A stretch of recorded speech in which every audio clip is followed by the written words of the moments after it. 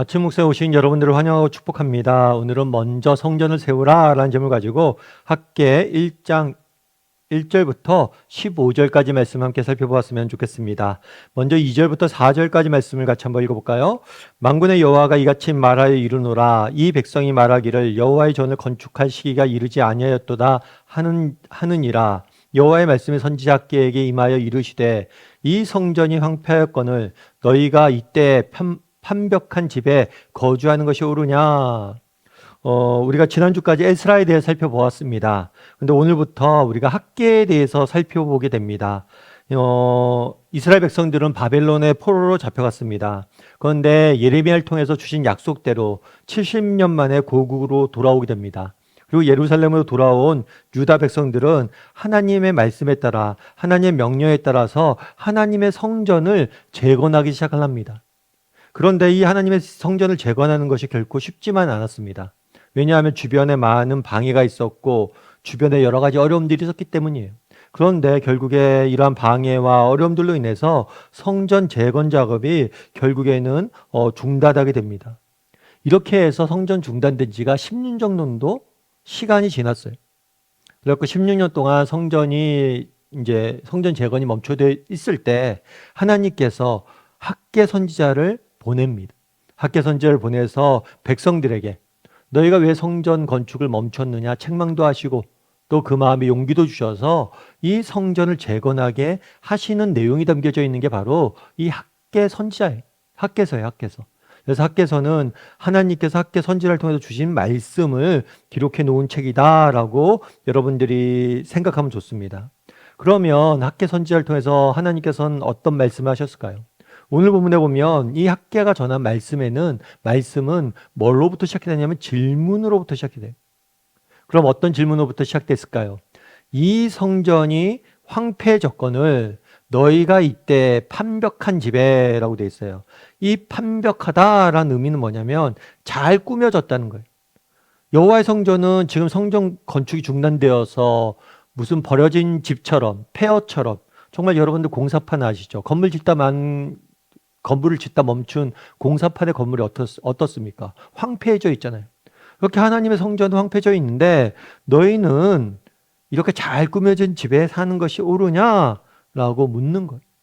하나님의 성전은 무너졌는데 정말 재건되지 못했는데 너희만 이렇게 안락한 생활을 하는 것이 맞느냐라고 질문을 하십니다. 그런 다음에 하나님께서 한 가지 더 질문하세요. 어떤 질문일까요? 5절부터 6절에는 이렇게 되어 있습니다. 그러므로 이제 만군의 여호와가 이같이 말하노니 너희는 너희 행위를 살필지니라. 너희가 많이 뿌릴지라도 수확이 적으며 먹을지라도 배부르지 못하며 마실지라도 흡족하지 못하며 입어도 따뜻하지 못하며 일꾼이 싹을 박아도 그것을 구멍 뚫어진 전대 넣음이 되느니라. 첫 번째로는 질문한 게 그거죠. 너희가 이렇게 성전이 이렇게 황폐해져 있는데 너희만 이렇게 잘 꾸며진 집에 사는 것이 옳으냐 물은 다음에 또 한 가지 물어요. 뭐냐면 너희 자신을 한번 돌아보라는 거예요. 너희가 정말 하나님의 성전 건축을 멈추고 정말 살기 힘들고 정말 성전 짓기 힘드니까 일단은 우리부터 챙기자.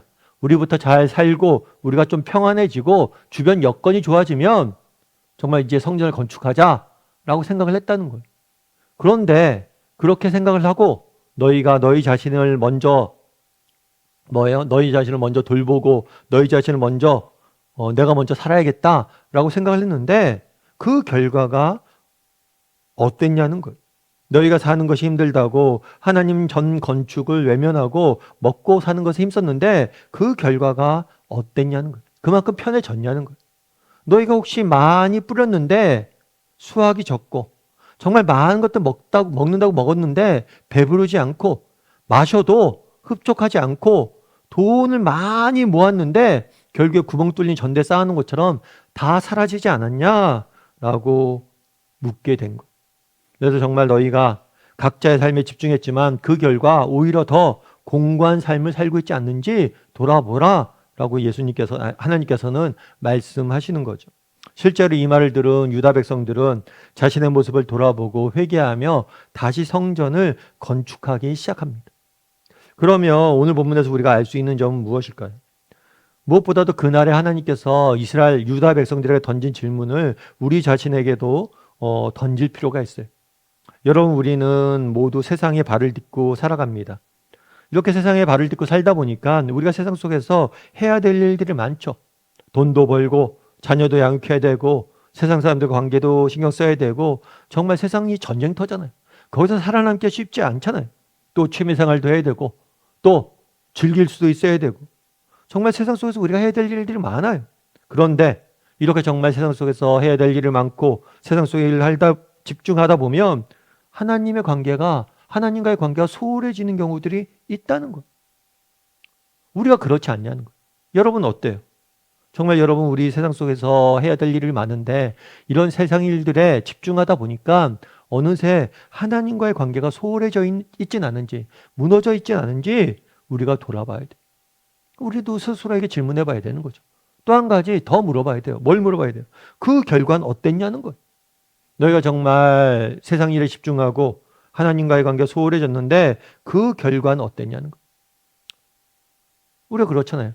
내가 열심히 세상 속에 살아서 옛날보다 정말 풍요로워지고 더 많이 먹게 됐고 더 많이 누리게 되었는데 정말 그렇게 해서 내 삶의 진정한 기쁨과 평안이 찾아왔냐는 거예요. 정말 혹시라도 하나님과의 관계가 문제가 생겨서 소홀히 함으로 인해서 내 인생이 뭔가 구멍이 뚫려서 살아가고 있지는 않은지 우리가 정직히 한번 돌아볼 필요가 있어요. 예전에 어느 집사님이 계셨습니다. 이 집사님 같은 경우에는 큰 양계장을 하셨어요. 양계장이 꽤 크게 그냥 집에서 닭 몇 마리 키우는 게 아니라 양계 공장을 하신 거죠. 그래서 양계 공장을 내서 나름 중소기업이죠. 양계 공장을 내서 이렇게 나름 잘 꾸려가고 있었습니다. 사업체를. 그런데 어느 날 불이 났어요, 공장. 불이 나서 공장이 다 타버렸습니다. 그래서 이 집사님이 공장에 불이 났다는 이야기를 듣고 급하게 공장에 달려갔어요. 공장에 달려갔는데 불이 활활 타는데 끌 수도 없고 그렇게 불타는 공장을 바라보고 있었대요. 그런데 그때 정말 눈물이 하염없이 흘렀대요. 그럼 왜 눈물이 흘렀을까요? 공장이 아까워서? 아니에요. 공장이 불에 탄 것이 너무나 억울해서? 아니에요. 공장이 막 불타고 있는데 마치 그런 것 같았대요. 어떤 것 같았냐면 올 게 왔구나. 이분이 원래는 신앙이 좋았어요. 그런데 공장 일하고 사업체 운영하면서 점점 하나님 앞에 멀어져 있었던 거예요. 그러면서 느끼고 있었대요. 내가 빨리 돌아가야 되는데 하나님 앞에 이렇게 멀어져서 계속 지내면 안 되는데. 그러다가 불 난 거죠. 그러면서 든 생각이 그거예요. 야, 내가 너무 멀리 왔구나. 공장이 불타서 그런 게 아니라 내가 그동안 하나님과의 관계가 무너져 있다는 사실을 깨닫고 정말 눈물 흘린 거예요. 소홀히 했다는 것에서 정말 회개의 눈물 흘린 거죠. 그렇게 해서 이 집사님이 그때 깨달은 게 있어서 다시 신앙생활을 열심히 해야겠다라고 다짐을 했다고 합니다. 그래서 기도하면서 공장도 새로 짓고 다시 어떻게 해요? 공장 불탔다고 망할 수는 없잖아요. 다시 공장을 짓고 열심히 하려고 그랬대요. 근데 정말 놀라운 일은 뭐였냐면 이 집사님이 이제 공장이 불탔잖아요. 공장을 짓는데 좀 시간이 걸리잖아요. 1, 2년 걸리잖아요. 근데 그 사이에 한국에 뭐가 있었냐면 조류파동이 있었어요. 그래서 웬만한 양계장들도 다 너무 힘든 시기를 닭들을 다 조류파동하다 보니까 병 걸린다고 팔 수 없으니까 다 매몰해야 되고 버려야 되고 그런 형편이었던 거예요.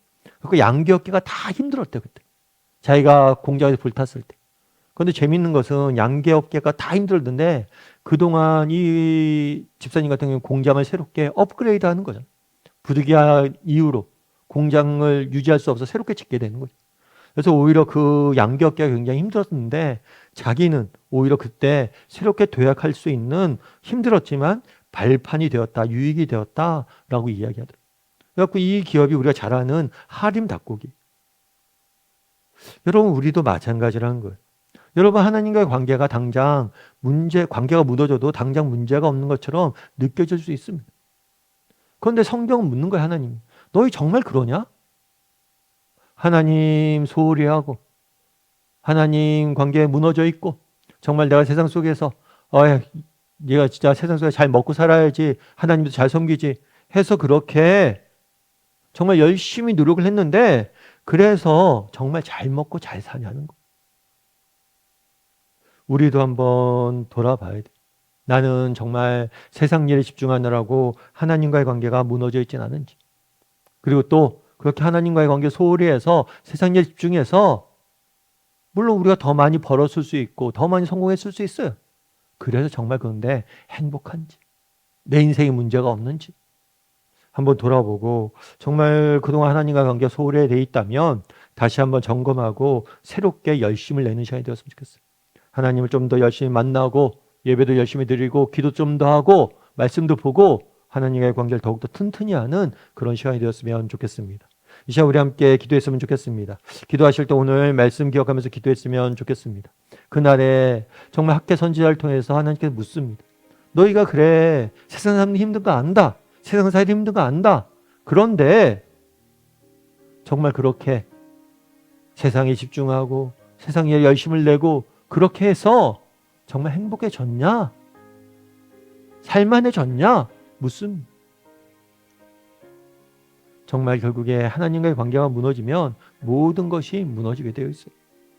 그래서 무엇보다도 나는 하나님과 바른 관계를 맺고 정말 하나님과의 더 날마다 친밀한 관계를 맺기 위해서 노력하는 사람인지 한번 돌아보게 해달라고 기도해 주시고, 또 내가 하나님과의 관계에서 무너진 것들이 있다면, 정말 내가 게을러진 부분들이 있다면, 예배 생활이 게을러졌거나 기도 생활이 게을러졌거나 하나님 만나는 것에 게을러졌다면, 말씀을 보지 못하고 있다면 더 하나님과 만나고 하나님과 더 친밀한 관계를 누리게 해달라고 이 시간 오늘 말씀 기억하면서 한 목소리로 같이 기도하도록 하겠습니다. 같이 기도하시겠습니다.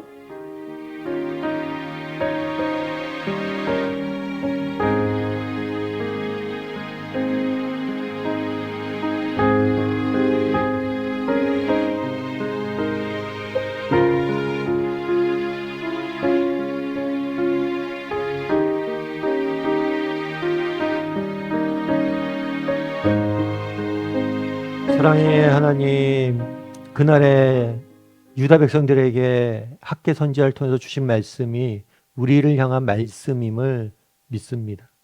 혹시라도 나는 세상 일에 분주한 세상 일로 인해서 정말 세상 속에 살아가면서 이것저것 추구하고 살아가느라 하나님과의 관계가 소홀해져 있진 않은지, 하나님은 날마다 날 만나고 싶어 하는데 외면하고 홀로 세상 속에 빠져 살아가고 있진 않은지 점검해 볼 수 있도록 주여 은혜를 더하여 주시옵소서.